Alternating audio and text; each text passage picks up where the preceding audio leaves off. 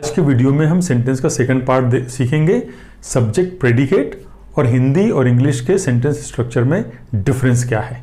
Friends, अभी हमने letters, word, sentences के प्रकार अच्छी तरह से पढ़ लिए। मैंने आपको बताया था कि ये वीडियो अगर आप देखेंगे तो सब कुछ सेंटेंस के बारे में आपको सब कुछ मालूम हो जाएगा, सब कुछ आप जान जाएंगे। सेंटेंस के लिए फिर आपको कोई और वीडियो या किसी किताब को भी पढ़ने की ज़रूरत नहीं पड़ेगी।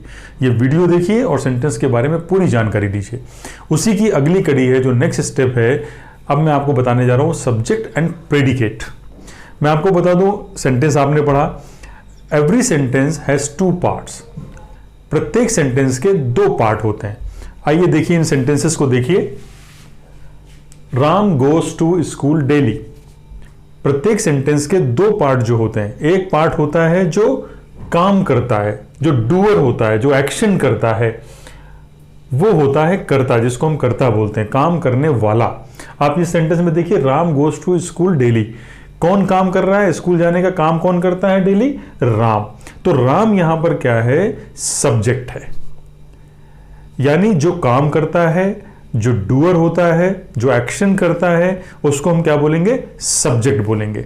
आप कह सकते हैं जैसे फिल्म में हीरो होता है, वही रोल यहां पर सेंटेंस में सब्जेक्ट का होता है। तो सब्जेक्ट वो आप कह सकते हैं कि ये फिल्म का हीरो है, यानी सेंटेंस का हीरो कौन? सब्जेक्ट। फिल्म में आपने देखा होगा हीरो ही काम करता है, जितने भी एक्शन है, काम है, हीरो के इर्द गिर्द ही फिल्म बनती है, हीरो के लिए ही कहानी बनती है। वैसी जो सेंटेंस है उसमें सब्जेक्ट ही काम करता है और वो सेंटेंस बनता ही सब्जेक्ट के लिए है। तो आप कह सकते हैं कि subject is the hero of the sentence. आप देखिए इस सेंटेंस में, देखिए Ram goes to school daily. Ram यहां पर क्या है? डूअर है, करता है, हीरो ऑफ द सेंटेंस है, जो काम कर रहा है इस सेंटेंस के अंदर, जो डूअर है, जिसके लिए ये सेंटेंस बना है, जिसके लिए फिल्म बनती है हीरो के लिए, वैसे ही जिसके लिए सेंटेंस बना है वो है राम। अब सेकंड पार्ट देखिए। सेकंड पार्ट जो है जिसमें काम होता है, जो काम होता है सेकंड पार्ट में, वो कहलाता है प्रेडिकेट। तो सेकंड पार्ट देखिए आप, goes to school daily. Ram तो सब्जेक्ट हो गया, अब राम के बारे में जो बात कही गई है दैट इज कॉल्ड प्रेडिकेट। तो जैसे फिल्म है, फिल्म हीरो के ऊपर बनती है, हीरो ही सारे काम करता है, और हीरो के बारे में जो स्टोरी होती है, जो फिल्म बनती है, हीरो के बारे में जो बताया जाता है, उसे हम प्रेडिकेट कह सकते हैं। वैसे ही सेंटेंस में इसमें हीरो के बारे में जो हम बताते हैं उसे हम प्रेडिकेट कह सकते हैं। तो डेफिनेशन क्या होगी सब्जेक्ट की? A subject is a person or thing that is doing an action. Subject यानी कर्ता, वो पर्सन भी हो सकता है, व्यक्ति भी हो सकता है, या वस्तु भी हो सकती है, जो काम कर रहा है, जो एक्शन कर रहा है सेंटेंस के अंदर, दैट इज कॉल्ड सब्जेक्ट। आप कह सकते हैं कि the person or thing which is the hero of the sentence is called subject. What is predicate? Predicate क्या है? The part which tales something about the subject is called predicate. वो हिस्सा जो सब्जेक्ट के बारे में बताता है, सब्जेक्ट के बारे में बात करता है, प्रेडिकेट कहलाता है। फर्स्ट सेंटेंस आपने देखा, Ram goes to school daily. Ram यहां पर सब्जेक्ट है क्योंकि राम हीरो है सेंटेंस का, राम के बारे में बात हो रही है, राम यहां पर डूअर है, राम एक्शन कर रहा है, इसलिए राम यहां पर सब्जेक्ट है। और राम के बारे में जो बात हो रही है, गोज टू स्कूल, जो रेस्ट पार्ट है सेंटेंस का, उसे हम कहेंगे प्रेडिकेट। सेकेंड एग्जाम्पल देखिए, ही इज प्लेइंग क्रिकेट। ही यहां पर क्या है? सब्जेक्ट है, हीरो ऑफ द सेंटेंस है, ही के बारे में बात हो रही है। कौन क्रिकेट खेल रहा है? वह क्रिकेट खेल रहा है, वह के बारे में बात हो रही है, तो वह यहां पर क्या है? सब्जेक्ट है। और वह के बारे में बात क्या हो रही है? सब्जेक्ट के अलावा जो बाकी पार्ट है उसे हम कहेंगे predicate. Is playing cricket is the predicate. अब इन दोनों सेंटेंस को देख के आप देखिए, राम यहां पर क्या है? किसी पर्सन का नाम है, यानी नाउन है, और ही यहां पर क्या है? प्रोनाउन है। तो सब्जेक्ट हमेशा नाउन या प्रोनाउन होगा, ये बात आप नोट कर लीजिए। किसी भी सेंटेंस का सब्जेक्ट हमेशा नाउन या प्रोनाउन होगा। सेकंड पार्ट जो है प्रेडिकेट, उसमें देखिए वर्ब है, गो यानी जाना वर्ब है, इज और प्लेइंग ये भी वर्ब है। तो सेकंड पार्ट में वर्ब होगा और ऑब्जेक्ट होगा या अदर वर्ड्स होंगे। तो सेकंड पार्ट जो है वो वर्ब, ऑब्जेक्ट या अदर वर्ड से मिलकर बना होगा। ऑब्जेक्ट होगा, कॉम्प्लीमेंट होगा या अदर वर्ड्स होंगे। तो ये चीजें आपको ध्यान रखनी है। अब तीसरे सेंटेंस पे आइए। Her father is a doctor. उसके पिता एक डॉक्टर हैं। यहां पर सेंटेंस किसके लिए बना है? Who is the focus of the sentence? Her father, उसके पिता। तो सब्जेक्ट यहां पर क्या है? उसके पिता। Is a doctor, is a doctor is the predicate, क्योंकि उसके पिता के बारे में बताया गया है इज अ डॉक्टर। तो यहां पर is a doctor is the predicate. अब आपको यह ध्यान रखना है, आप देखिए तीनों सेंटेंसेस को देखिए, यहां पर सब्जेक्ट एक वर्ड का था, यहां पे भी सब्जेक्ट एक वर्ड का था, और यहां पे सब्जेक्ट 2 वर्ड्स का हो गया। तो जरूरी नहीं कि सब्जेक्ट हमेशा एक वर्ड का ही होगा, सब्जेक्ट एक या एक से ज्यादा वर्ड्स का भी हो सकता है। तीसरे सेंटेंस में आप देखिए, the prime minister of his country is very dynamic. कौन है बहुत dynamic? Who is very dynamic? The prime minister of his country. उसके देश के प्रधानमंत्री बहुत ही ऊर्जावान हैं, बहुत एक्टिव हैं, इज वेरी डायनामिक। तो किसके बारे में बात हो रही है? The prime minister of his country, उसके देश के प्रधानमंत्री के बारे में बात हो रही है। तो the prime minister of his country is the subject. अब आप देखिए, ये एक वर्ड का सेंटेंस थे, ये 2 वर्ड का सेंटेंस था, लेकिन यहां पर ये कई वर्ड का सेंटेंस हो गया। और उनके बारे में जो बात कही जा रही है सेकंड पार्ट में, वो है प्रेडिकेट, इज वेरी डायनेमिक। यहां पर ऑक्सिलरी वर्ब या हेल्पिंग वर्ब है और फिर वेरी डायनेमिक आ रहा है। तो सेंटेंस एक वर्ड 2 वर्ड से ज्यादा का भी हो सकता है। अब आप सब्जेक्ट पहचानेंगे कैसे?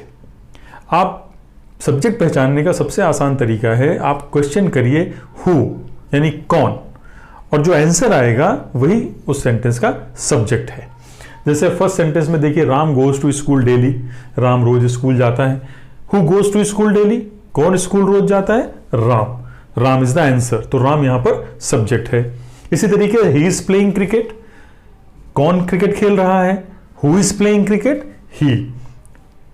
ही आंसर है, इसका मतलब ही यहां पर सब्जेक्ट है। और सब्जेक्ट एक बार आपको मालूम पड़ गया तो सब्जेक्ट के अलावा जो बाकी का सेंटेंस के पार्ट हैं वो प्रेडिकेट है। Her father is a doctor. Who is a doctor? कौन डॉक्टर है? Her father. तो हर फादर यहां पर क्या है? सब्जेक्ट है। The prime minister of his country is very dynamic. उसके देश के प्रधानमंत्री बहुत डायनेमिक हैं। कौन बहुत डायनेमिक है? उसके देश के प्रधानमंत्री। The prime minister of his country. तो the prime minister of his country क्या है? सब्जेक्ट है, और is very dynamic is the predicate. तो सब्जेक्ट की डेफिनेशन क्या है? A subject is a person or thing that is doing action, जो काम करता है, दैट इज अ डूअर। तो ये सब्जेक्ट की डेफिनेशन है। और प्रेडिकेट की डेफिनेशन क्या हो गई?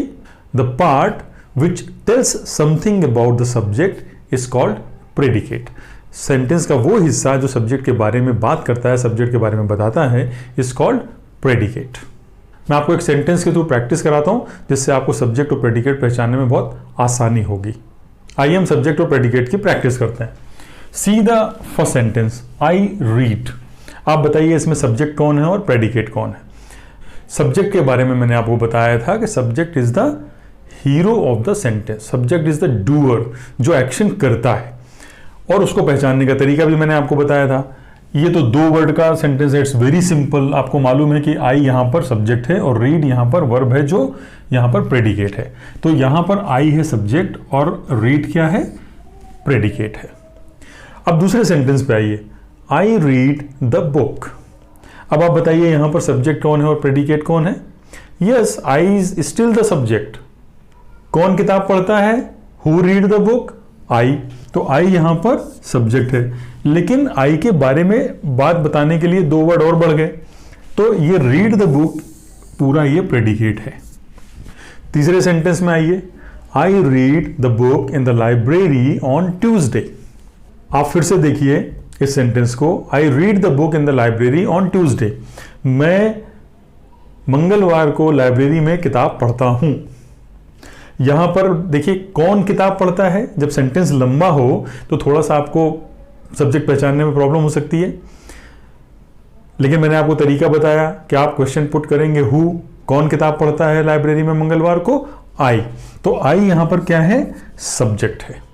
बाकी का जो पार्ट है सब्जेक्ट के अलावा, जो बाकी का पार्ट है यहां से लेके यहां तक, ये क्या है, प्रेडिकेट है, जो सब्जेक्ट के बारे में बात करता है।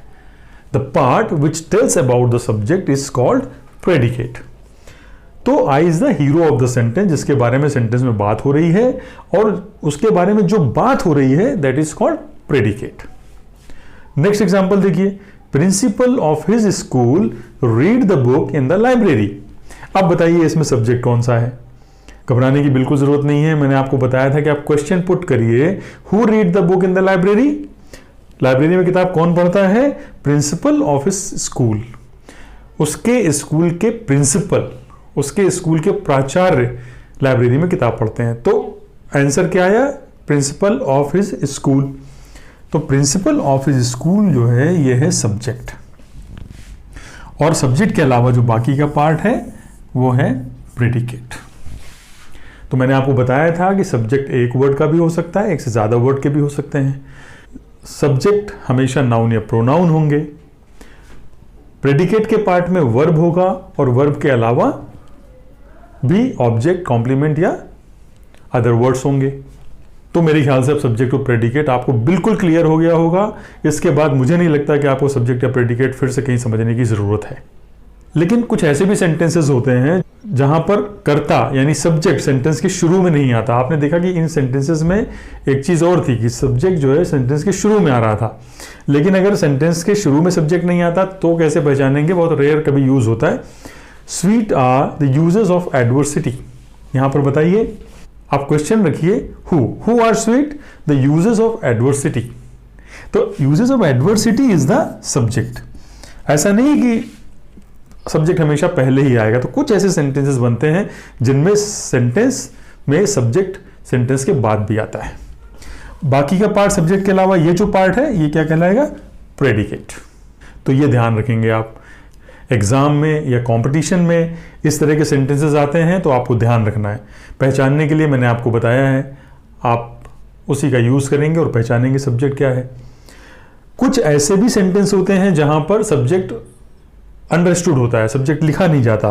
जैसे अभी आपने सेंटेंस में पढ़ा था इंपेरेटिव सेंटेंसेस। इंपेरेटिव सेंटेंसेस में यू जो सब्जेक्ट होता है, यू वो अंडरस्टूड होता है या हिडन होता है, छिपा होता है। तो आप देखिए गेट आउट, गेट आउट मतलब क्या होगा, यू गेट आउट। यू यहां पर हिडन है या अंडरस्टूड है, तो इसका सब्जेक्ट क्या है, यू जो हिडन है। हम बोल नहीं रहे क्योंकि ये इंपेरेटिव सेंटेंस है, इंपेरेटिव सेंटेंसेस में हम सब्जेक्ट का इस्तेमाल नहीं करते। और बाकी का जो ये पार्ट है इसको हम क्या बोलेंगे, प्रेडिकेट।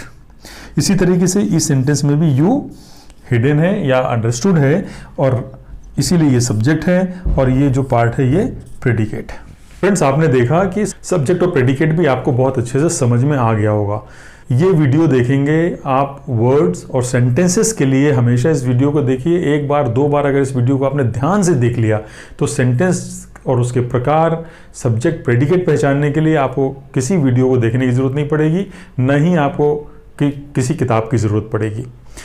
एक बात मैं और आपको बता देता हूं, हिंदी और इंग्लिश के सेंटेंस के स्ट्रक्चर में क्या डिफरेंस होता है, ये भी बहुत इंपॉर्टेंट है। अगर ये आपको मालूम पड़ गया तो इंग्लिश बहुत आसान हो जाती है, क्योंकि इंग्लिश में है क्या, सेंटेंस में सब्जेक्ट और वर्ब उसी का गेम है। जितने भी सेंटेंस बोले जाते हैं, अगर आपको समझ में आ गया सब्जेक्ट क्या है और सब्जेक्ट के साथ वर्ब किस फॉर्म में यूज करना है या किस फॉर्म में यूज हो रही है, प्रेजेंट में दूसरे तरह की वर्ब आएगी, पास्ट की बात करनी है, पिछली बात करनी है तो अलग तरह से वर्ब लगेगी। तो पूरा सब्जेक्ट और वर्ब का गेम है। हिंदी और इंग्लिश में सेंटेंस का स्ट्रक्चर कैसा होता है, इस बात का अगर आप ध्यान रखेंगे तो आपके लिए बहुत आसानी होगी। राम किताब पढ़ता है। अब देखिए हिंदी में कौन किताब पढ़ता है, राम, सब्जेक्ट पहले आ रहा है, किताब क्या है यहां पर, पढ़ता है। देखिए ये सेंटेंस में देखिए राम जो है सब्जेक्ट है, करता है वो पहले आ रहा है, उसके बाद क्रिया, क्रिया क्या है, पढ़ना, पढ़ता है, तो यहां पर क्या आ रही है, क्रिया यानी वर्ब। किताब क्या पढ़ता है, ऑब्जेक्ट क्या है, किताब, तो ऑब्जेक्ट आ रहा है यहां पर। तो हिंदी में जो सेंटेंस का स्ट्रक्चर बन रहा है वो कैसा बन रहा है, सब्जेक्ट पहले आता है, फिर ऑब्जेक्ट आता है और वर्ब लास्ट में आती है। लेकिन इंग्लिश में आप देखिए सेंटेंस का स्ट्रक्चर कैसे बन रहा है। सब्जेक्ट तो पहले आ रहा है, लेकिन सब्जेक्ट के बाद ये क्या आ रही है, वर्ब आ रही है। और ऑब्जेक्ट कहां पे आ रहा है, बाद में आ रहा है। आप कंफ्यूज नहीं होना, प्रेडिकेट वर्ब ऑब्जेक्ट कॉम्प्लीमेंट या अदर वर्ड से मिलके बना होता है। ये सारी चीजें मिलके प्रेडिकेट बनाती हैं। अब प्रेडिकेट के भी पार्ट्स हैं, तो उसमें वर्ब भी होता है, उसमें ऑब्जेक्ट भी होता है, उसमें कॉम्प्लीमेंट भी होते हैं, अदर पार्ट्स भी होते हैं। यहां मैं आपको स्ट्रक्चर में डिफरेंस बता रहा हूं कि हिंदी और इंग्लिश के स्ट्रक्चर में क्या अंतर होता है। हिंदी के स्ट्रक्चर में सब्जेक्ट के बाद हमेशा ऑब्जेक्ट या अदर वर्ड्स या जो भी आता है, लेकिन वर्ब लास्ट में रहेगी। इंग्लिश के स्ट्रक्चर में सब्जेक्ट के बाद वर्ब आएगी और ऑब्जेक्ट अदर वर्ड्स या कॉम्प्लीमेंट बाद में आएंगे। तो ये आपको डिफरेंस है हिंदी और इंग्लिश के स्ट्रक्चर में, इसको भी आपको ध्यान रखना है। तो फ्रेंड्स, आज के लेसन में आपने वर्ड्स और सेंटेंस बहुत अच्छी तरीके से पढ़े, सब्जेक्ट और प्रेडिकेट भी पढ़ा, सेंटेंस के स्ट्रक्चर्स में हिंदी और इंग्लिश के सेंटेंस के स्ट्रक्चर्स में जो डिफरेंस है, जो अंतर है, वो भी आपने अच्छे से पढ़ा। बेसिक ग्रामर की सीरीज में इसी तरह के सब्जेक्ट्स मैं आपको बताऊंगा, जिससे ग्रामर भी आपकी परफेक्ट हो जाए और बिल्कुल बेसिक लेवल से आपको शुरू करूंगा, जैसे आज सेंटेंस पढ़ाया। ऐसे ही आगे के वीडियोस में मैं आपको वीक में एक दिन ग्रामर के वीडियोस दूंगा और इन वीडियोस के थ्रू आपकी ग्रामर बिल्कुल परफेक्ट हो जाएगी। आपको फिर कुछ और करने की जरूरत नहीं है, सिर्फ इन वीडियोस को देखने की। तो चैनल को आप सब्सक्राइब आपने कर लिया होगा, बेल आइकन भी प्रेस कर लीजिएगा, जैसे जो भी वीडियो में डालूंगा वो आपको हमेशा उसका नोटिफिकेशन मिल जाएगा, आपको मालूम पड़ जाएगा कि वीडियो आ गया। और ज़्यादा लोगों को आप शेयर करेंगे तो ज़्यादा लोगों को इसका बेनिफिट भी होगा। नेक्स्ट वीडियो में हम मिलते हैं नए टॉपिक के साथ। वो नया टॉपिक क्या होगा ये जानने के लिए आप सब्सक्राइब कर लीजिए, बेल आइकन प्रेस कर लीजिए। Thank you very much.